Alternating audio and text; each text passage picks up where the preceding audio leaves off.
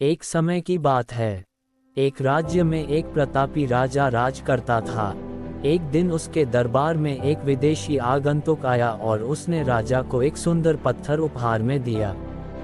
राजा वह पत्थर देख बहुत प्रसन्न हुआ।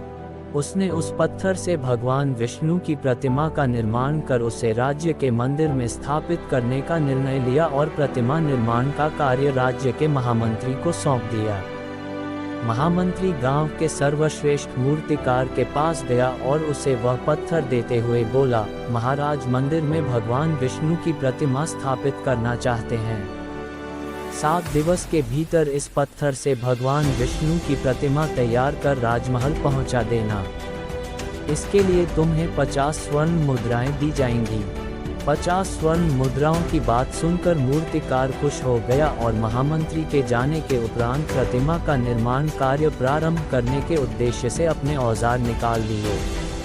अपने औजारों में से उसने एक हथौड़ा लिया और पत्थर तोड़ने के लिए उस पर हथौड़े से वार करने लगा, किंतु पत्थर जस का तस रहा। मूर्तिकार ने हथौड़े के कई बार पत्थर पर किए, किंतु पत्थर नहीं टूटा। 50 बार प्रयास करने के उपरांत मूर्तिकार ने अंतिम बार प्रयास करने के उद्देश्य से हथौड़ा उठाया, किंतु ये सोचकर हथौड़े पर प्रहार करने के पूर्व ही उसने हाथ खींच लिया कि जब 50 बार वार करने से पत्थर नहीं टूटा तो अब क्या टूटेगा।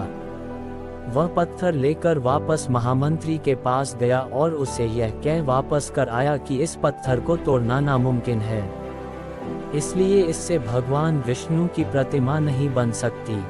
महामंत्री को राजा का आदेश हर स्थिति में पूर्ण करना था, इसलिए उसने भगवान विष्णु की प्रतिमा निर्मित करने का कार्य गांव के एक साधारण से मूर्तिकार को सौंप दिया।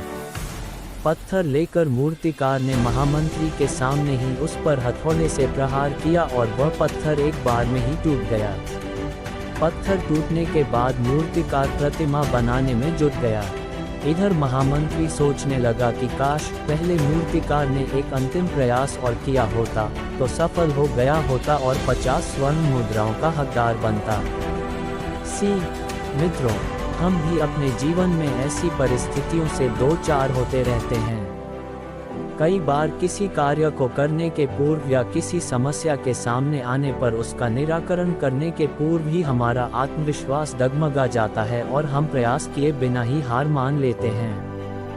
कई बार हम 1-2 प्रयास में असफलता मिलने पर आगे प्रयास करना छोड़ देते हैं, जबकि हो सकता है कि कुछ प्रयास और करने पर कार्य पूर्ण हो जाता या समस्या का समाधान हो जाता। यदि जीवन में सफलता प्राप्त करनी है तो बार बार असफल होने पर भी तब तक प्रयास करना नहीं छोड़ना चाहिए जब तक सफलता नहीं मिल जाती। क्या पता जिस प्रयास को करने के पूर्व हम हाथ खींच ले वही हमारा अंतिम प्रयास हो और उसमें हमें कामयाबी प्राप्त हो जाए।